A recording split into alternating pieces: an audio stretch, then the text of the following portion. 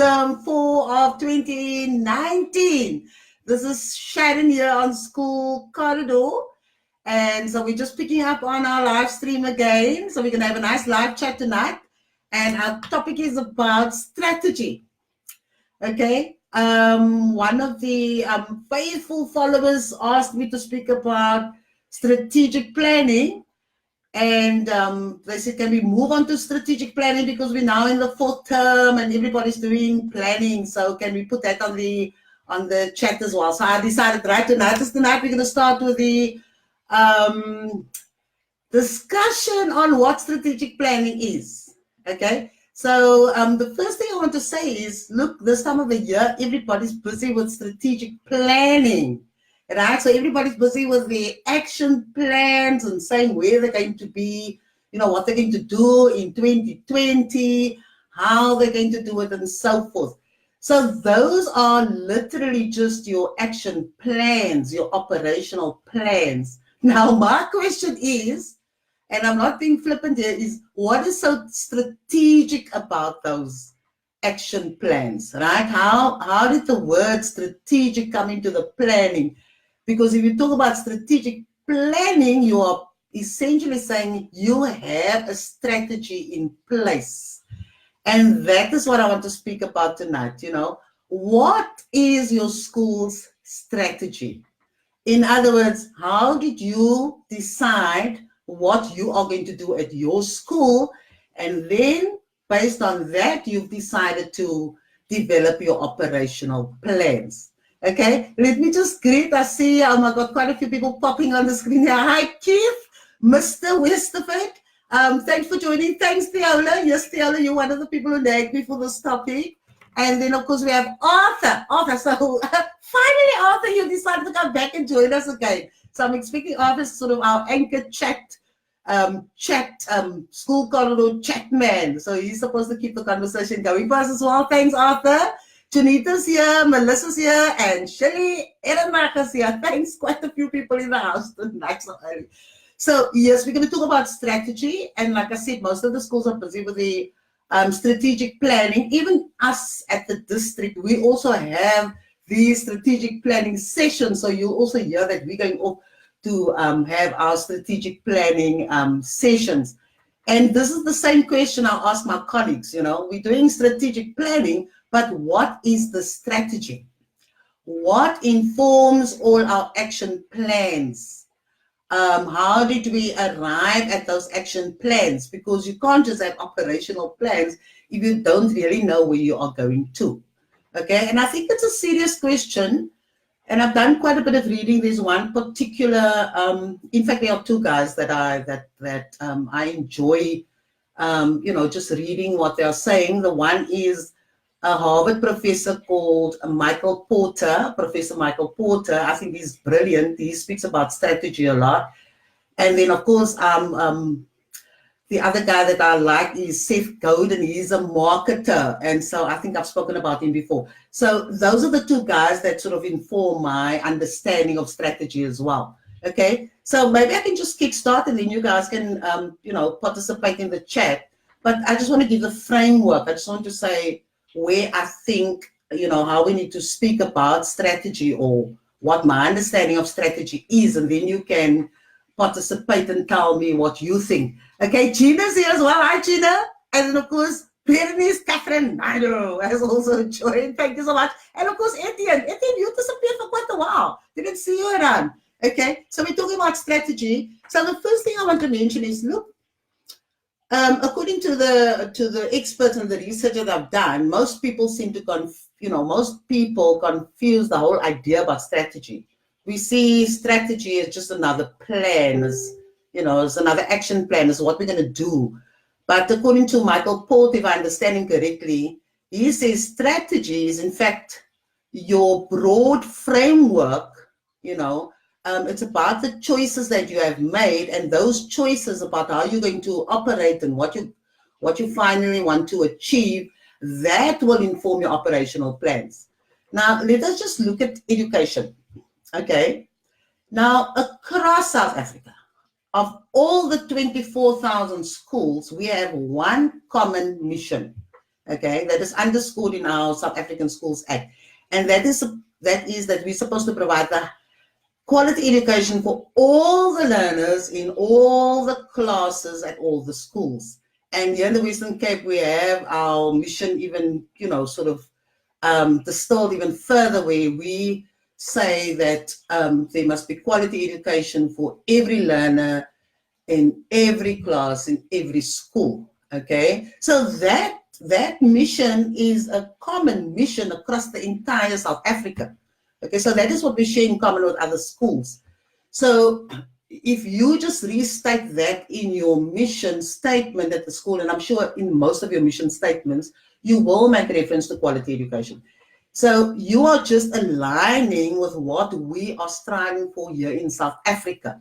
Okay, so that is the common part. So we should all be providing excellent teaching and learning for all the learners. They should all experience a quality teaching and learning experience, have a quality teaching and learning experience at school. Now, that is the common part, okay? The big question, if we talk about strategies, we must ask ourselves at schools, how are we different in terms of responding to that mission of providing excellent teaching and learning? Okay, how do we differentiate from one school to another? What makes us so unique as a school? In other words, what is our brand? What do we stand for? If you just think of the products out there, I mean, if you think of the business world, then you can see, just take the phones, for example. You have the Apple phones, and then you have the Android phones. You have Coke, and you have another drink. You have all those different, the same product, but each service provider will put their own spin on it. They'll give it their own branding. And so the big question, if you think about your strategy, is what do you want to be known for? Right? What is your image? What makes you so different while you are striving to provide excellent teaching and learning at your school? And so according to the experts, they say we need to develop our strategy framework, and your strategy will then help you to develop your operational plans, or your action plans, as some people call it. Okay, so there are 3 elements of your strategy framework. And so the one big element is, or the questions around one particular element is, you need to know, for example, like I said, what is different about you? How are you different? How do you make yourself stand out above the crowd while you're servicing your learners, right? Are you a school where you want to develop the best maths and science students while you are providing excellent teaching and learning? Do you want to be the incubator for all the engineers while you are delivering quality teaching and learning for everybody? Okay. Do you want to be known as the school that produce most of the South African artists of all kinds, right? Do you want to be known as the school that helped to build family relationships and build a sense of belonging? What is it that makes your school so unique? And according to the experts, they say you need to know that. You need to know your identity as a school. You can't say we are providing excellent teaching and learning because that is prescribed. That is what we all have to do. But the big question is, how are you doing that, and how do you stand out as a school? Okay, what makes you so special as a school while you are delivering excellent teaching and learning for all your learners at your school? Okay, and then the second element of your strategy is that you need to discuss with all the different stakeholders is you need to know who are the learners at your school, right?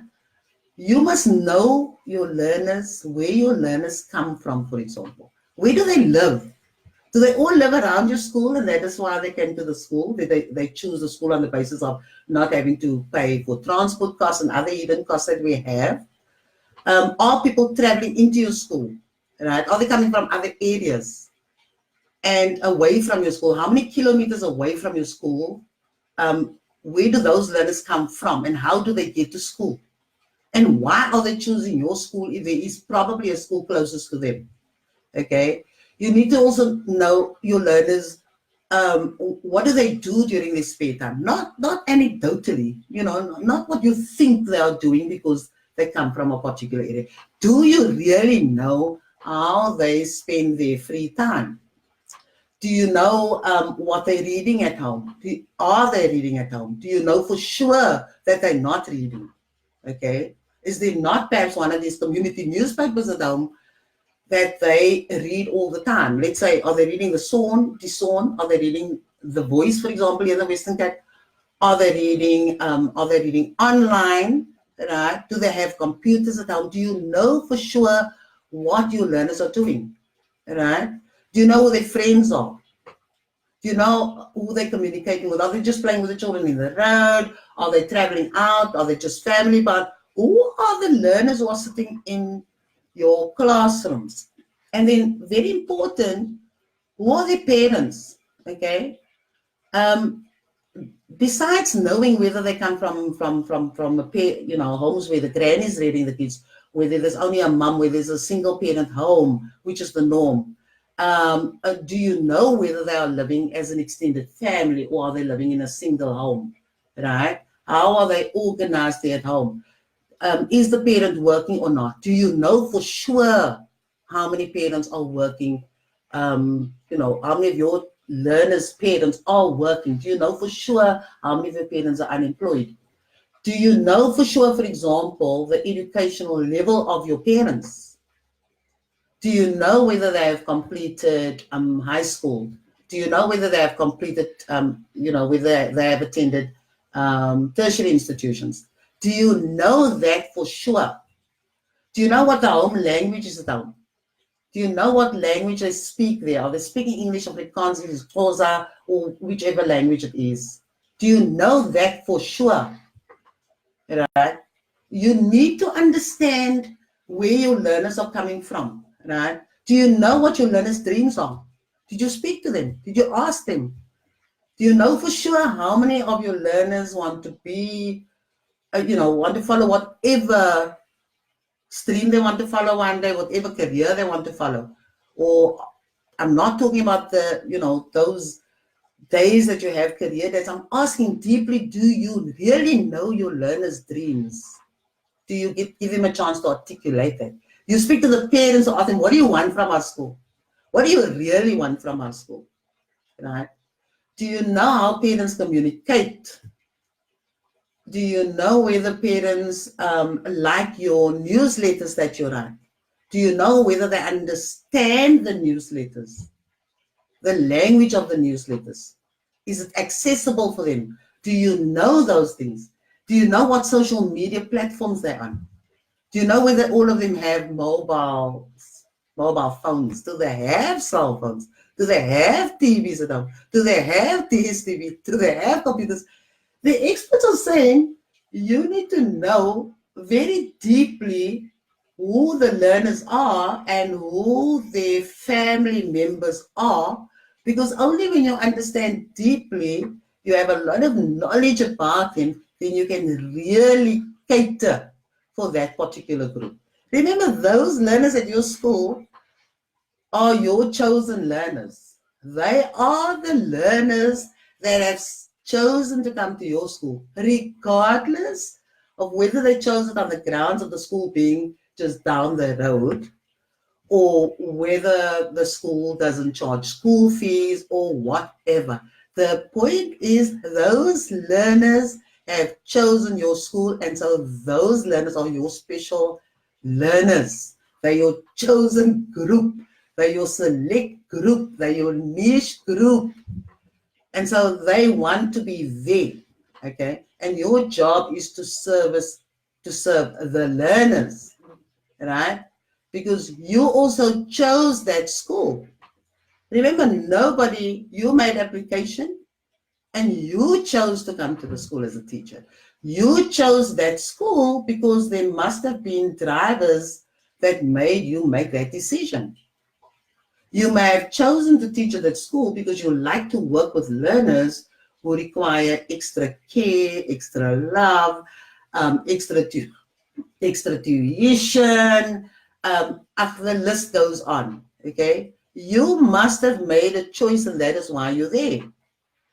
As the principal, you have made a choice to lead at that particular school. You have made a choice based on what the school has and how you can move that school, right? The SMT members, your HODs, your deputy principals, you have chosen to take up a leadership position at that particular school where you find yourself, because you know that that is the chosen group of learners that you want to help succeed. They must all excel because you're going to give them quality teaching and learning, right? So you've made the choice to be at that school. I need to underscore that because, I think sometimes we think that somebody put us there. If we listen to the discussions, okay, that somehow somebody decided that we need to be at that school. No, we weren't deployed there.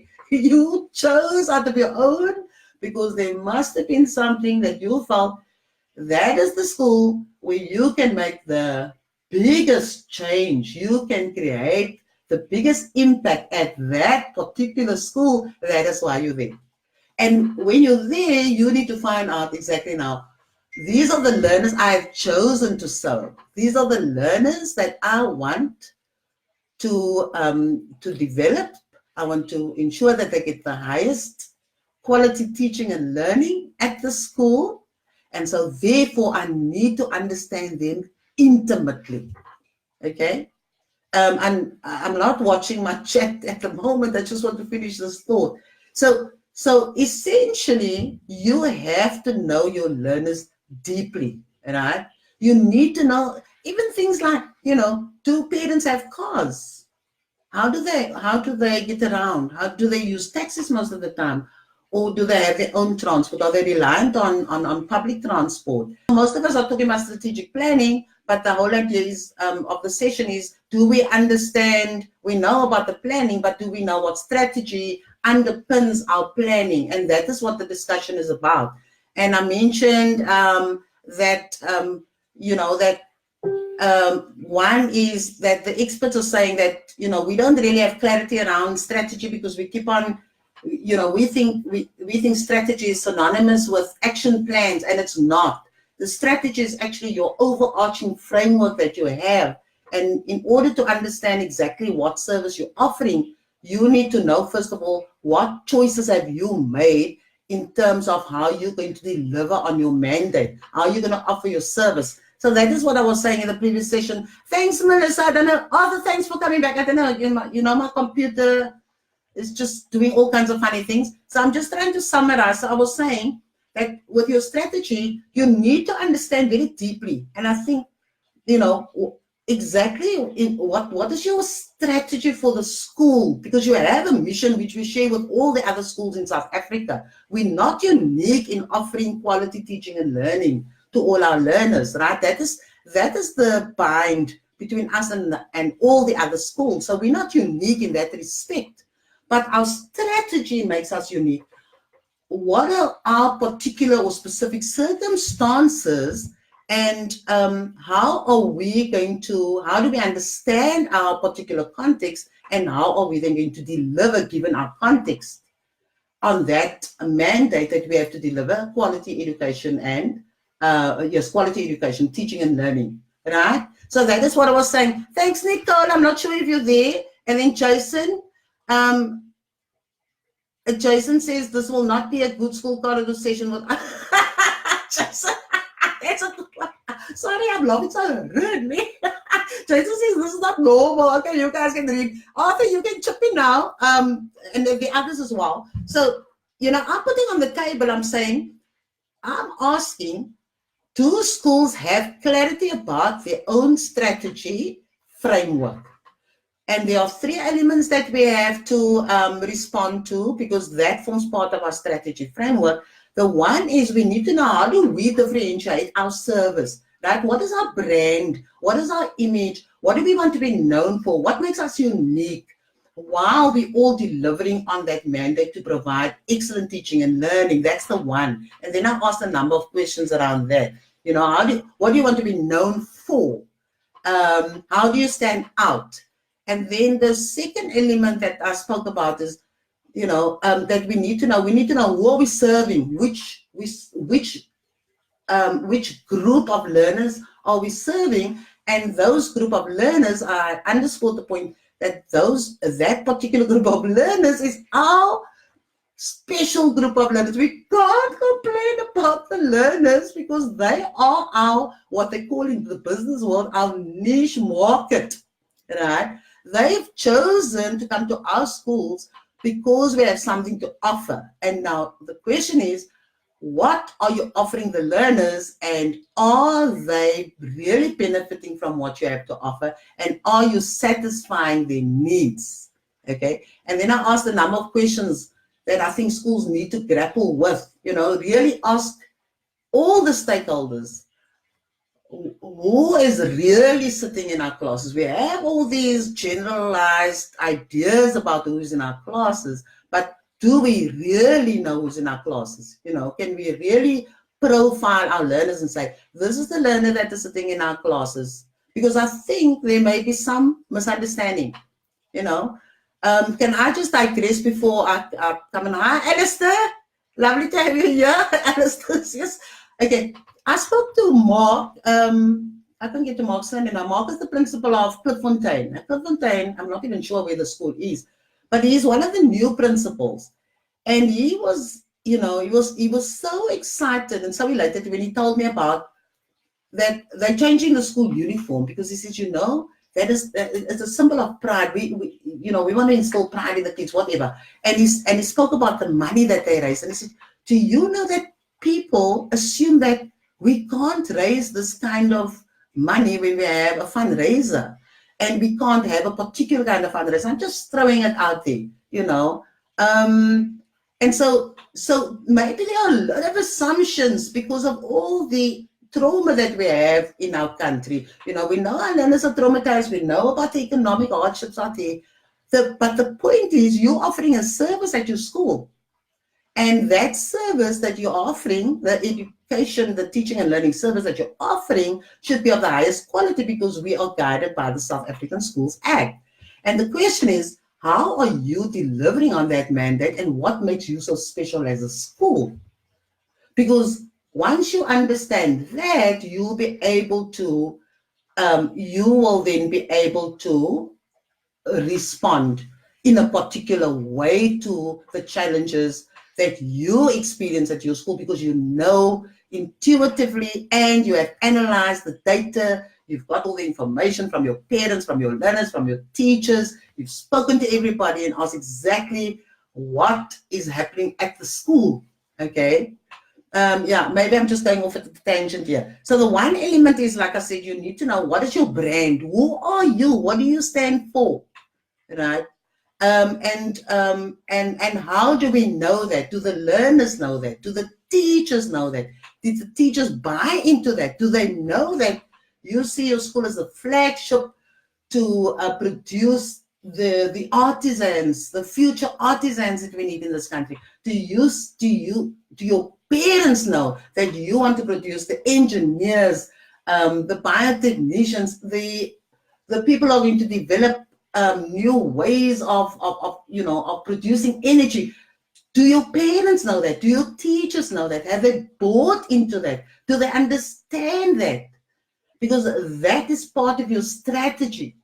Otherwise, we're just rolling on. We're just rolling on from year to year if we don't know what we're actually moving towards. Are you with me? So the one is, like I said, knowing what differentiates you, what makes you unique as a school, right? What do you want to be known for? And then the second part, your learners. And I went into quite a bit of detail about the learners. And then the third element is about the learner needs. You know, what are your learner needs? What are their physical needs? What are their emotional needs? What are their cognitive needs? What are the intellectual needs, the academic needs? What are their needs? Because you need to know that, so that when you are offering your service, when you're offering the highest quality teaching and learning service, you have to ensure that you meet those needs while you are offering that service.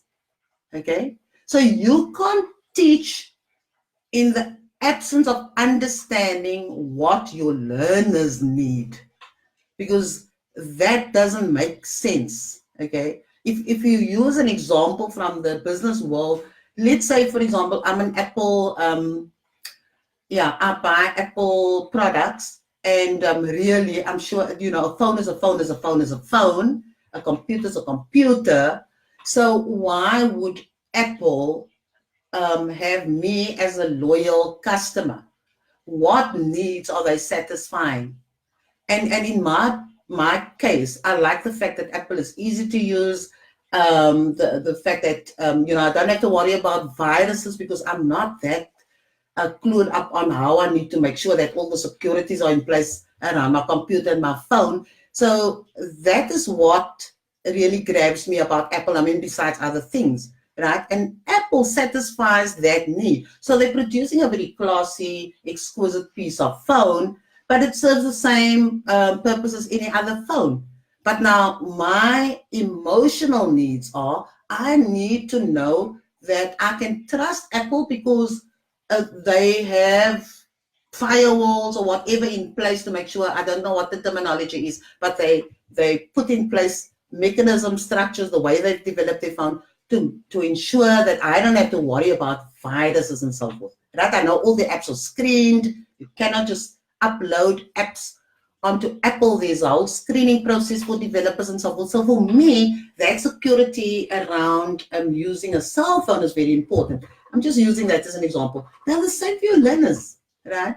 What do they need, and how do you satisfy those needs so that the learners can benefit more from your teaching and learning? Otherwise, you're just teaching and you're saying that they're not getting it, but perhaps you're not getting the learners. Okay, so you need to know what your learners' needs are, and then you can respond to that. Okay, maybe I should just stop at this point and let's see what the comments are. Nicole, Lynn, Frank, you're making such a good point. Building relationships are so important. Having a vision is essential in quality education. Yes, thanks, Andre and Humphrey, for joining. And thanks, Nikki, for that response. Let's see, anybody else out there? What we move towards is our vision, a picture of the present that produces passion in the... I like it. Arthur, you're being a poet tonight. How we work at getting there is our strategy. Yes, strategy is the vehicle, the vision is the destination, and our mission is our fuel. I like that. All three work together, so bring quality education to all our learners. Yes, Arthur, I agree, but now, the experts are saying, yes, the strategy is actually your foundation. It's like your bedrock. It's like your, the framework in which you're operating. So strategy has a number of different, interpretations, but especially what Michael Porter's saying is that you need to know broadly. It has to do with your vision and mission, your why. It has to do with, why do you exist? Why are you unique? And why must your learners come to your school? What are you doing and what are you offering them in terms of teaching and learning? So I agree with you that the big question around our why, which touches on our mission. Okay? Yeah. Anything else? Thanks, authors. The one who's supposed to keep our chat going. Lamise Adams is also here. Thanks, Lamise. And Sunit joined. Thanks, Sunit. And author said that should read vision in a picture of the future, not present, as in my first comment. Yes. Yeah. You see, your strategy is your foundation. Is like, you don't move away from that. When you know this is who we are, right? This is what we offer while we're offering the best teaching and learning experience for the learners. And so you don't shift from that. Every question you ask, are we a school of excellence? Are we the school where we have the best maths and science? Whatever you branded your school as, all those questions, are we doing that because we are satisfying that part of our big mission or our strategy? Okay, so when you have your framework, you can I'm looking for a word here, you can measure, yes, that's the word I'm looking for, you can measure everything that you are doing in terms of that particular framework that you have. Okay, in other words, if part of you want to say you want to become a very caring environment, you want to create a family environment at your school, you want to give everybody a sense of loving and just helping them to feel so centered that they're going to grow and become independent learners. And every time when you do something, is that helping our learners? Are we showing enough care to them? Are we providing them with enough emotional support at the school while we are teaching? Right? Are we using it? Take our parents, for example. Or if we have analyzed our group of parents, and because we'll have to go and get that information, right? What is the language that the parents are most comfortable with? Do they understand us when we speak? Do we have different languages at our school? How are we going to communicate with them? Because we must first see to the learners and by extension their parents' needs, so that our teaching and learning can be brilliant, can excel. Okay.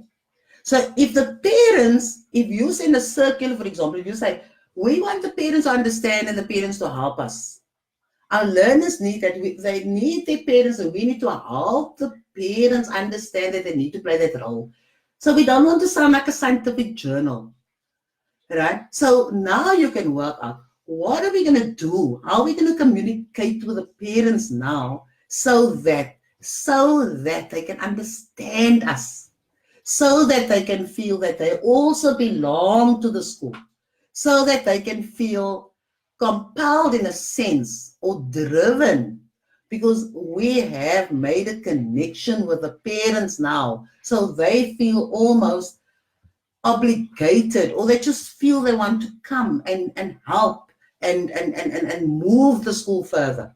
Okay, those are the kinds of things I think we need to thrash out before we do the operational plans. We need to know how we want to win over the learners, how we're going to satisfy their needs, and how we're going to satisfy their parents' needs, so that we can have a receptive group of people while we are delivering our service. Does that make sense? Okay, let's see what others are saying. Thanks, Putty, for joining. Hi, Shannon, it's been a long time. Arthur says, respectfully, I disagree, Shannon. I think our strategy can shift as we work towards our vision. Our mission is why we exist. Yes, perhaps this is just semantics, but I do feel that we need leadership agility to adapt to an ever-changing environment in moving our schools forward. Yes, after that's the idea. We need to, there can be lots of disagreement on this platform. Thanks for that. Yes, I'm also grappling with strategy. But if you guys have time, listen to what Michael Porter says about strategy.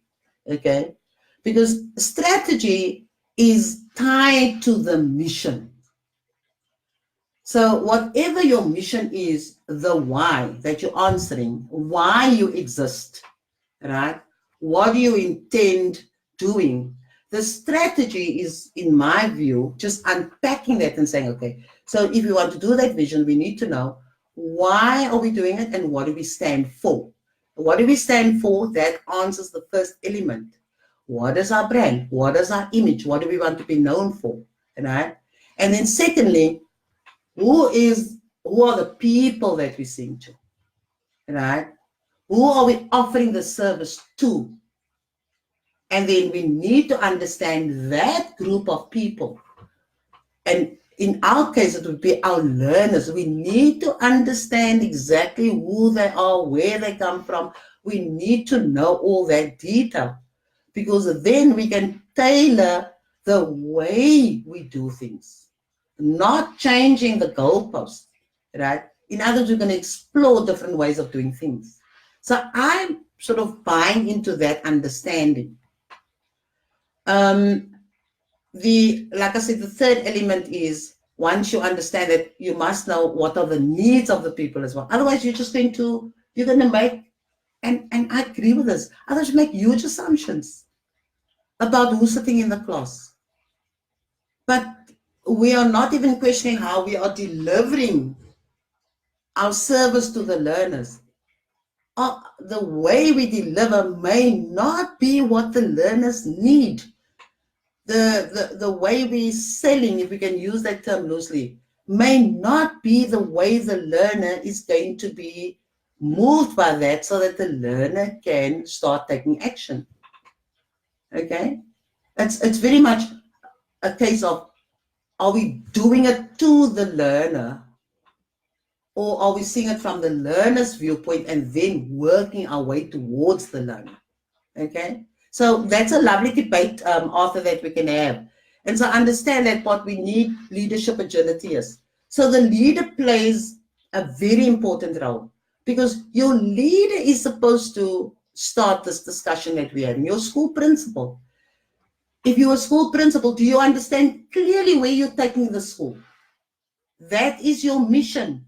And that is essentially part of your strategy. So does everybody know where the school is going? Did you talk about it? Are the teachers comfortable with where the school is and where the school is going? Does the teacher understand what the school's image is? Do they all have a common understanding of what the school would like to be known as, right? Or to be seen as? Why are people making certain choices? Why, if you go to I'm thinking specifically of the Mitchells Plain area, why are there 2 schools in that Mitchells Plain area that most of the parents want to have their children at, and most of the children want to go to that school? Why is that so? What is the image that those 2 schools have embedded that make them so desirable that everybody wants to be there?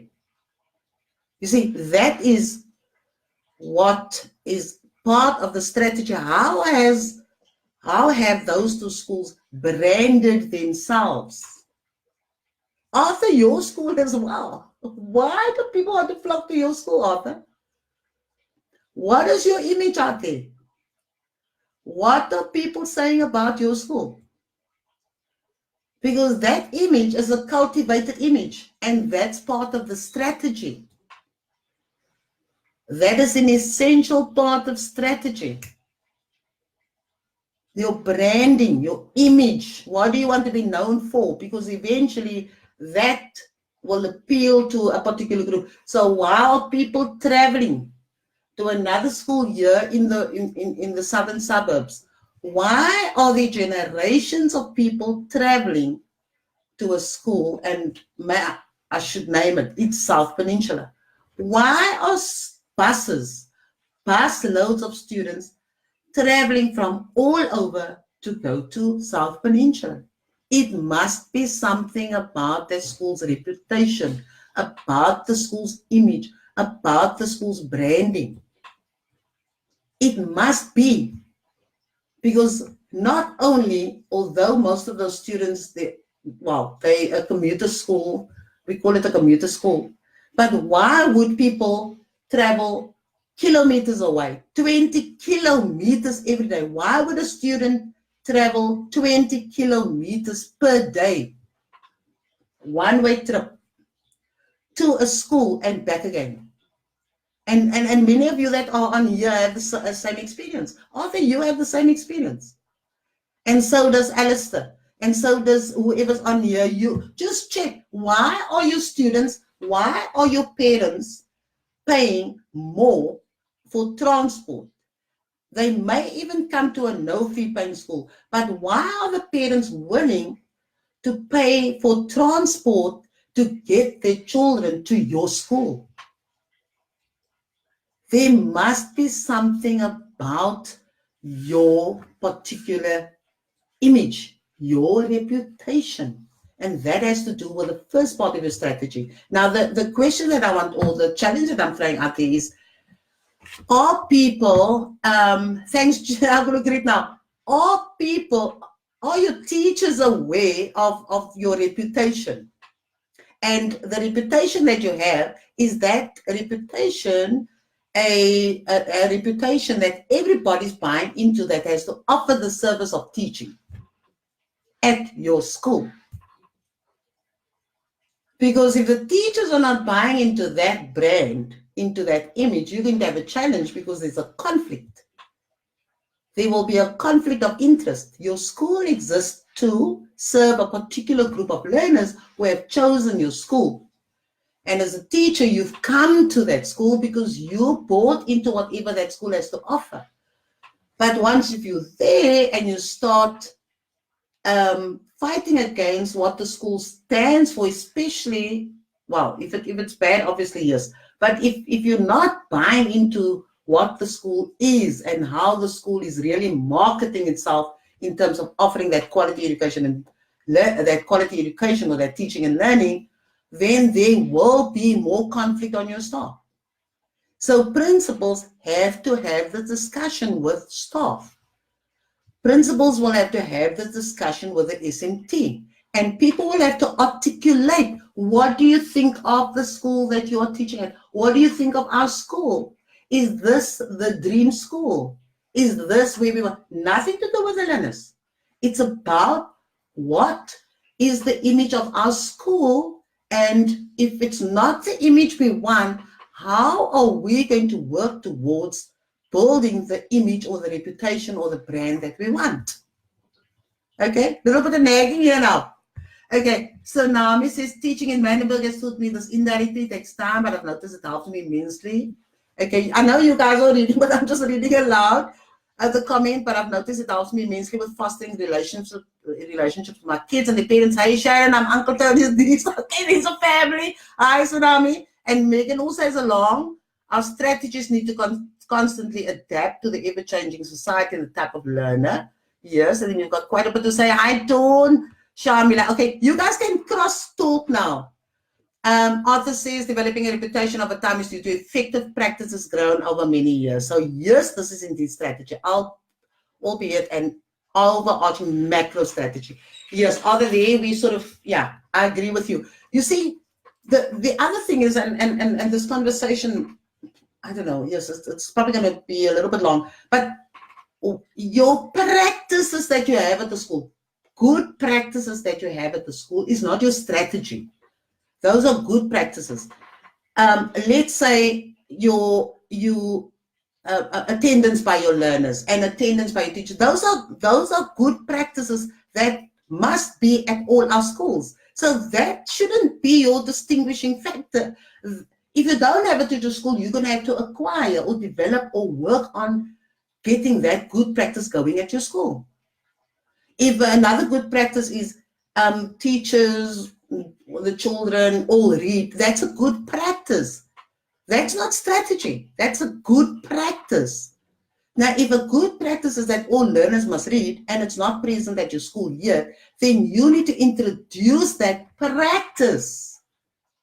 But we can't conflate the practice with the strategy, the overarching strategies you said, Arthur.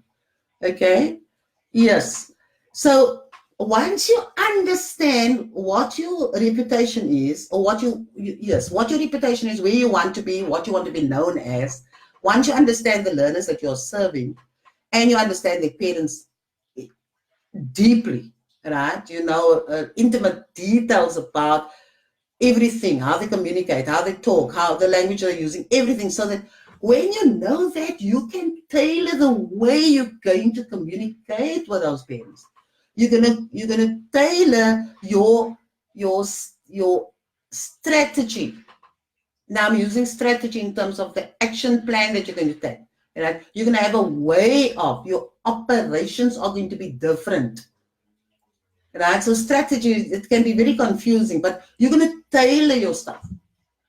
The same applies to if you know, for example, your students they are emotional, they are traumatized. Now, we've got certain areas where they are constantly traumatized, besides just being traumatized living in South Africa and growing up in particular environments, right? Now, if you are teaching and you're not providing an outlet for that trauma, if you're not making the environment safe for the learners where they can speak and they can be comfortable, if that's not one of your practices, I hope you can see where I'm going with this.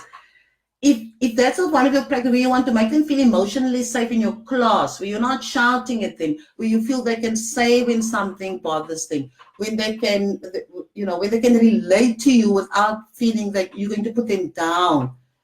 If they're playing in the playground and they know that, that there's going to be a safe environment for them to play, they're not going to be bullied in that environment, then if you create that climate, that environment, that context for them, you will find you will be able to reach the learners and you will be able to provide quality teaching and learning. You have to ensure that you feed into the learners' needs.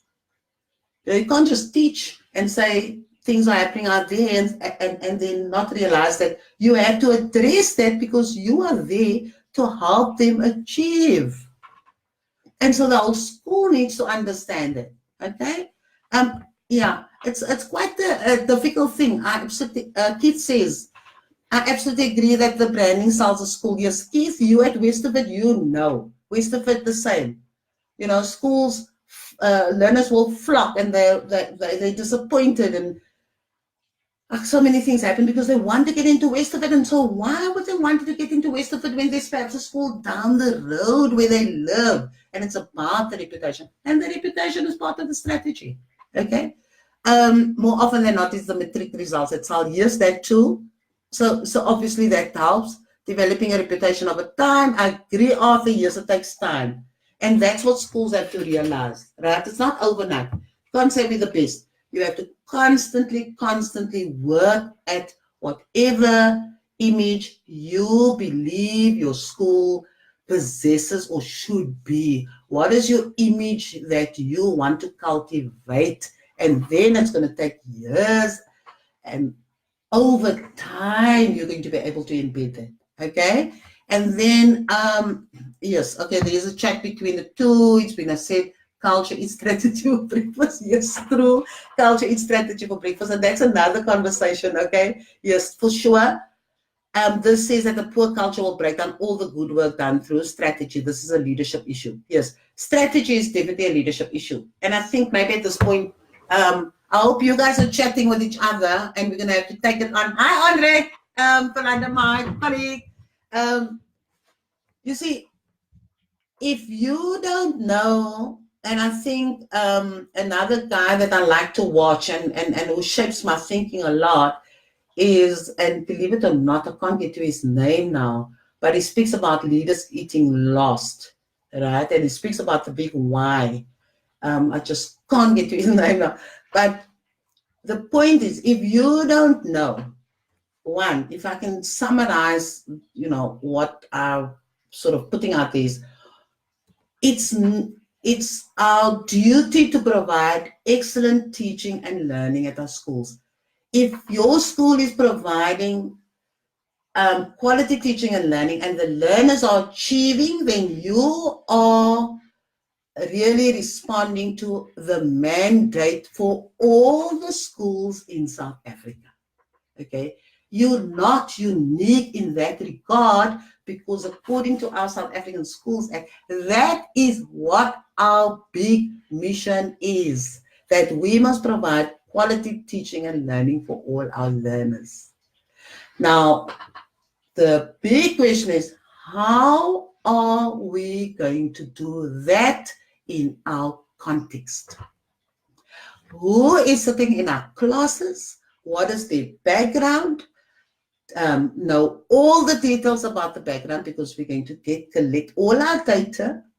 We're going to do an analysis of our data. We're going to have conversations with all the stakeholders there, with all the parents and the learners, and that's where the school improvement plan discussions come in, and your the school self-evaluation, because those are the type of questions, and so you get those kinds of responses, right? So you need to understand your context very well, and then based on what you know, not generally what applies to your region, not generally what applies to that pocket of schools and that community. You need to know deeply and in detail who is in your classes so that you can serve them best. Okay, and that is what this whole strategy process is, what I'm trying to talk about. Once you know that, then you can start setting your goals. So now you can still have your operational plans. You can still have your goals and say we want 100% pass rate. But in order to get to 100% pass rate, this is the type of profile kit that we have here, and this is what we're going to have to put in place to ensure that we get to that goal point, that we get to that objective, and not the other way around. Got your goal, 80% work, do your own thing, and then afterwards you say, look there, I did everything I wanted to do. The question is, everything that you wanted to do, is that in alignment with the learner's needs, those people sitting in your classroom? Okay, that is my point. It's not an easy conversation, and I really grappled with how do I try to fit this all in without having a long talk, because we need this kind of engagement. Okay, anything else? Arthur says, sorry, need to step out of the chat now. Okay, thank you, Arthur. And then, of course, Nadia. Thank you, Nadia, for joining. So, essentially, to all the others, so I'll check again who joined us. Shamila, thanks for joining, Shamila. Nice to have you here. If you're doing your strategic planning, and this is in some, and I think it is time to wrap up now. When you do your strategic planning, you're basically doing your operational planning, right? And my big question was, what is so strategic about it? That question is, what is the strategy behind the operational plans? In other words, what is the overarching big story that you are trying to pull together by doing all these operational plans? And so you need to know, first of all, what is the branding of your school, what is the image of your school, what makes you so unique as a school, and that you'll have to tease out as a principal. You'll have to have that conversation with your staff, with your SMT, with your SGB, with your parents, right, and work on that and find out exactly what you are and what you stand for. Then the second point I made is that if you want to know what you need to know who the learners are, exactly who the learners are in detail. You need to know that. And thirdly, you need to know what the learner needs are. And then that forms the strategy part, the umbrella part. Now, once you have all that information, it's right. Now that we have that information, it can now help me shape how we're going to get to our goals. So the goals are constant. Whatever you put as a goal, the objective, it's the journey that you're going to take that is going to be shaped by that information that you're going to get to those questions 1, 2, and 3. Okay, so maybe we'll see how we go next week and talk about that. That will put the strategic part into your planning. Okay, because otherwise you are just carving operational plans without anybody knowing what the big picture is. Right? Okay, so on that note, I think I'm gonna wrap up, and then I'd like to get some more information. Anthony Adams is great and interesting topic, Sharon. The needs of our children must be called greed. That is also a big hero. Anthony, thanks so much, Anthony. Yeah. So try to start this conversation, because I'm having difficulty even in the area that I'm working, because every time I must ask myself, I know the mission, I understand that. Right? I know what the vision is of the education department. I know what the mission is. And my big question is, So what is the overarching strategy? What image do I want to project of the WCD? Yes. Right? What is the image? Secondly, who are the people that I'm serving? Now I'm serving people right from Fisher, right into Philippi, into Mitchell's Plain, right? Do I understand the you know, the diverse group that form part of my group that I'm supposed to service? And am I reaching everybody? Because at the end of the day, I have certain goals, I have certain objectives that I must reach. But am I then developing my action plans and the way I'm doing things so that I can satisfy all the different needs of the current group that I'm supposed to serve, if that makes sense? And then the last question, if I must apply to myself, is, you know, how do I service? Yes, I said service the needs as well. How do I service the needs? If one school is at that level, how do I intervene? How do I support? Because at the end of the day, I'm supposed to help lift that school and that person to get to the goal. It's not, there's my goal and you, if you're not there, it's your problem. No. I'm serving you. I have a service to offer according to the WCD. I'm here in support. And so I must tailor my service in such a way that I reach my goal, but that I also satisfy your individual needs.